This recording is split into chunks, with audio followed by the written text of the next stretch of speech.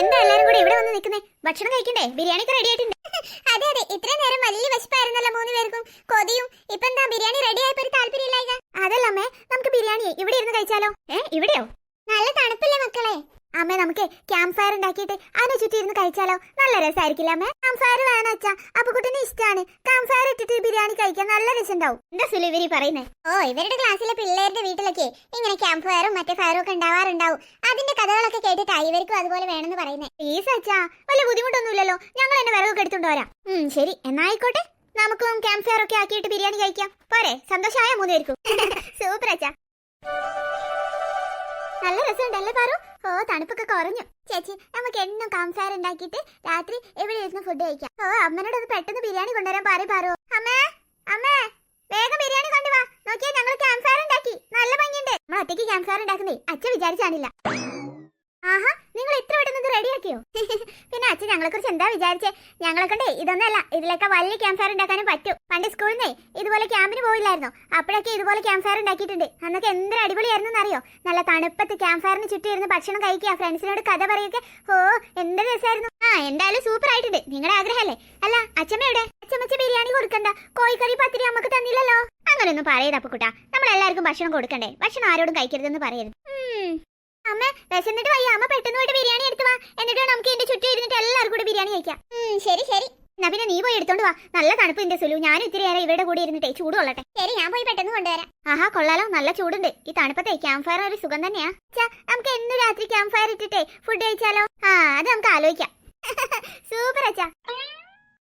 ബിരിയാണി എത്തിയല്ലോ. നല്ല മണം വരുന്നുണ്ട്. ഓ, അമ്മ വേഗം അങ്ങോട്ട് വിളമ്പിക്കൂടി. അതിന് വിളമ്പാൻ ഞാൻ പാത്രം ഒന്നും എടുത്തിട്ടില്ല. ഇത് മാത്രമേ എടുത്തിട്ടുള്ളൂ. സുലു, നീ ഒരു കാര്യം ചെയ്യും. ഒരു വലിയ വാഴേന്റെ ഇല എടുത്തുണ്ടോ? എന്നിട്ടേ എല്ലാവർക്കും കൂടി ഇലിട്ട് കഴിക്കാം. എന്നാ പിന്നെ കുറെ പ്ലേറ്റും പാത്രവും ഒന്നും എടുക്കണ്ടല്ലോ. അത് മതിയമ്മേ, അത് നല്ല രസമായിരിക്കും. നമുക്ക് എല്ലാവർക്കും കൂടി ഒരൊറ്റ വാഴയിലേന്ന് കഴിക്കാം ഫുഡ്. ശരി, എന്നാ ഞാനൊന്ന് പോയി നോക്കട്ടെ. എന്നാലും എന്റെ കോഴിക്കറിയും പത്തിരിയും പോയല്ലോ എന്റെ ഈശ്വര. ബിരിയാണിയാണെ റെഡി ആയിട്ട് ഇതുവരെ അവളുമാരെ എന്നെ വിളിച്ചില്ല കഴിക്കാൻ. വിശന്നിട്ട് മനുഷ്യന്റെ കൊടല് കരിയാറായി. എന്തെടുക്കാണാവോ അല്ല കൂടെ. അമ്മേ, അമ്മേ, ഭക്ഷണം കഴിക്കാൻ വാ അമ്മേ. ഓ, ഇപ്പോഴാണോടി വിളിക്കാൻ തോന്നിയ? മനുഷ്യന് വിശന്നിട്ട് കൊടലങ്ങ് കരിഞ്ഞു. ഇത്ര നേരം നിങ്ങൾ എന്താക്കായിരുന്നു? നിങ്ങൾ എല്ലാവരും കൂടെ കഴിച്ച് ബാക്കിയുള്ള എല്ലായിരിക്കും എനിക്ക് വെച്ചതല്ലേ? ആരും കഴിച്ചിട്ടില്ല അമ്മേ, ഞങ്ങൾ കഴിക്കാൻ പോകുന്നേ ഉള്ളൂ. അതാ അമ്മേനെ വിളിക്കാൻ വന്നേ. അപ്പൊ എനിക്ക് വിശക്കുന്നുണ്ടെന്ന് പറഞ്ഞിട്ട് നിങ്ങൾ മനഃപൂർവ്വം കഴിക്കാൻ വൈകിച്ചാണല്ലേ? കൊള്ളാടി മരുമോളെ. ഓ, അമ്മ എന്ത് പറഞ്ഞാലും കുറ്റം മാത്രമേ കണ്ടെത്തു. അമ്മയ്ക്ക് ബിരിയാണി വേണമെങ്കിൽ ഇങ്ങോട്ട് വാ. എനിക്ക് ഇത്രയ്ക്ക് പറയാൻ കഴിയുള്ളൂ. അത് ശരി. ഓ, പണ്ടൊക്കെ അമ്മായിമ്മേന്റെ നേല് കണ്ടാലേ മരുമക്കളെ ഓടി ഒളിക്കായിരുന്നു. ഓ, നീയൊക്കെ വല്ലാത്ത മരുമക്കള് തന്നെ. അമ്മ വരുന്നുണ്ടെങ്കിൽ വാ, ഞങ്ങൾക്ക് വിശക്കുന്നുണ്ട്. ഞങ്ങൾ കഴിക്കാൻ പോവാ. ഓ, എന്റെ ഒരു നിവൃത്തിയേടെ. അല്ലെങ്കിൽ നിന്റെയൊക്കെ പിറകെ നടന്ന് ഭക്ഷണം കഴിക്കേണ്ട അവസ്ഥ എനിക്ക് വരുമോ? അമ്മയ്ക്ക് കോഴിക്കറിയും പത്തിരിയും കിട്ടി കഴിഞ്ഞപ്പേ ഞങ്ങളൊന്നും ഓർത്തില്ലല്ലോ. പിള്ളേർക്ക് കൊടുക്കാൻ വേണ്ടിട്ട് ഐസത്തെ തന്നല്ലോ. അത് ഒറ്റയ്ക്ക് കഴിക്കാൻ നോക്കിയിട്ടല്ലേ? എനിക്കറിയാടി, നീ തന്നെയായിരിക്കും കാക്കേനെ പറഞ്ഞു വിട്ടത്. എനിക്കറിയാം, നീ വളർത്തുന്ന കാക്കയായിരിക്കും. അതെ, ഞാൻ എന്റെ വീട്ടിൽ നിന്ന് വന്നപ്പോ സ്ത്രീധനായിട്ട് കാക്കേനെ ആയിരുന്നു കൊണ്ടുവന്നിരുന്നേ. അതാ.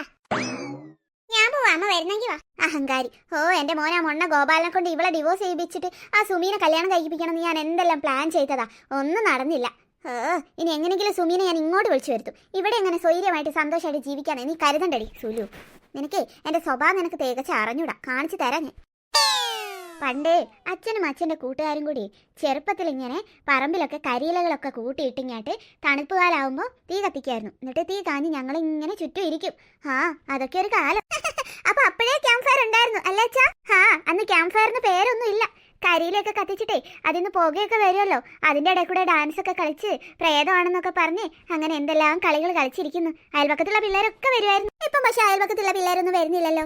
അന്നൊക്കെ എല്ലാ വീടുകളിൽ നിന്നും കുട്ടികളെ ഒരുമിച്ചായിരുന്നു കളിക്കാനൊക്കെ പോവുക. അടുത്തുള്ള വീടുകളിലെ എല്ലാ കുട്ടികളും കൂടി ചേർന്ന് കളിക്കുക. നിങ്ങളെപ്പോലെ ഒരു വീട്ടിലുള്ളവർ മാത്രമൊന്നുമല്ല കളിക്കുക. അത് രസമായിരുന്നു. എത്ര കുട്ടികളുണ്ടാവും അറിയോ? ക്ലാസ് കഴിഞ്ഞ് വീട്ടിലെത്താൻ കാത്തിരിക്കുക ചെയ്യാം. ഞങ്ങൾക്ക് കുറേ ഫ്രണ്ട്സ് വേണം അച്ഛാ.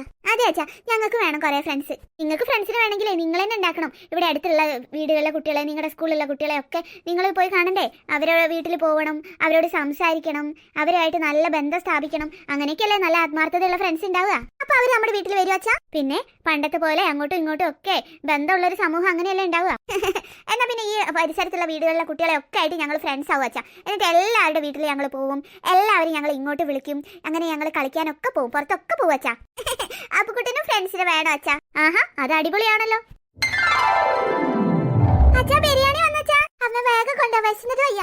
സുലു എത്തിയോ? ഇങ്ങോട്ട് വെക്ക് സുലു, വിശന്നിട്ട് വയ്യ. കൊടല് കരിയാൻ തുടങ്ങി പിള്ളേര് പറഞ്ഞ പോലെ തന്നെ. വാഴയിലയിൽ ബിരിയാണി ഇങ്ങനെ കിടക്കുന്നത് കണ്ടിട്ടില്ലേ? കൊതിയാവുന്നമ്മ. ഈ സൈഡിലേക്ക് ഇരുന്നോളി എല്ലാരും കൂടെ, എന്നാലേ ഒരുമിച്ച് അങ്ങോട്ട് കഴിക്കാം. നല്ല മണം, നല്ല കൊയ്യിന്റെ മണം. ചേട്ടാ ഞാൻ ആലോചിക്കായിരുന്നു ഇപ്പൊ നമ്മുടെ കുടുംബത്തിൽ എന്തൊരു സന്തോഷാണല്ലേ. മക്കളും നമ്മളെല്ലാവരും കൂടെ ഒരുമിച്ച് ഇങ്ങനെ ഒരു ദിവസം നമ്മുടെ ജീവിതത്തിൽ ഉണ്ടായിട്ടേ ഇല്ല. നമുക്ക് ഇനി എന്നും ഇങ്ങനെ ക്യാമ്പ് ഫയർ ഒക്കെ ഇട്ട് അടിച്ചു പൊളിച്ച് ജീവിക്കാം അല്ല അച്ഛാ? പിന്നെന്താ എന്റെ സുലു, നീ പറഞ്ഞത് വളരെ ശരിയാ. മക്കളുടെ കൂടെ ഇങ്ങനെ സമയം ചെലവഴിക്കുന്നതാ ജീവിതത്തിൽ ഏറ്റവും വലിയ സന്തോഷമുള്ള കാര്യം. അല്ല സുലു, നീ അമ്മേനെ വിളിച്ചു? ഓ ഈ അച്ഛന്റെ ഒരു കാര്യം, അച്ഛൻ ഇങ്ങനെ സന്തോഷിക്കുന്ന സമയത്ത് എന്തിനാ അച്ഛമ്മേനെ പേര് പറഞ്ഞ് വെറുതെ മൂട് കളയുന്നേ? അമ്മ വാരി തരും അമ്മേ. ഇന്നെന്താ അങ്ങനെ ഒരു പൂതി? ചുമ്മാ അമ്മ വാരിട്ട അമ്മ. അമ്മ വാരി തരുമ്പേ ബിരിയാണിക്ക് ഇപ്പൊ ഉള്ളതിനേക്കാൾ രുചി തോന്നും. ശരി ശരി, ആ കഴിക്ക്. സൂപ്പർ അമ്മേ, എന്തൊരു ടേസ്റ്റാ, അടിപൊളി. എന്നാലേ എല്ലാരും കൂടെ എടുത്ത് കഴിക്ക് പെട്ടെന്ന്, എന്നിട്ട് നമുക്ക് കിടക്കാം. നല്ല തണുപ്പുണ്ടെന്ന്. അയ്യോ ഏട്ടാ നോക്ക്, മഞ്ഞ് വീഴാൻ തുടങ്ങി. ഇവിടെ നല്ല തണുപ്പുള്ള സ്ഥലാ, മഞ്ഞ് വീഴ്ചയൊക്കെ ഉണ്ടെന്നേ എല്ലാരും പറയുന്നത് കേട്ടായിരുന്നു. നമ്മൾ പുറത്തിറങ്ങാറില്ലായിരുന്നല്ലോ, അതുകൊണ്ടാ നമ്മൾ അറിയാത്തെ. അയ്യോ പിള്ളേർക്ക് തണുപ്പടിക്കോ? ഓ ക്യാമ്പ് ഫയറിന്റെ അടുത്തല്ലേ ഇരിക്കുന്നേ, അതിന്റെ ചൂടുണ്ടാവും. പെട്ടെന്ന് കഴിച്ചെന്തായാലും അടിപൊളിയായിട്ടുണ്ട്. ക്യാമ്പ് ഫയറും മഞ്ഞും ബിരിയാണിയും സൂപ്പർ.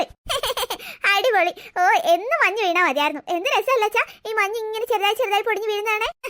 അതെ അപ്പൊ കുട്ടിയുടെ വായിലും മഞ്ഞ് പോയി. അമ്മ ഞങ്ങൾ കൂടി വാരിത്താ അമ്മ. ഇപ്പൊ എല്ലാവർക്കും മടിയായോ? അപ്പൊ കുട്ടിന് വേണം. മടിയായിട്ടല്ല അമ്മ വാരി തരുമ്പോ നല്ല ടേസ്റ്റാ.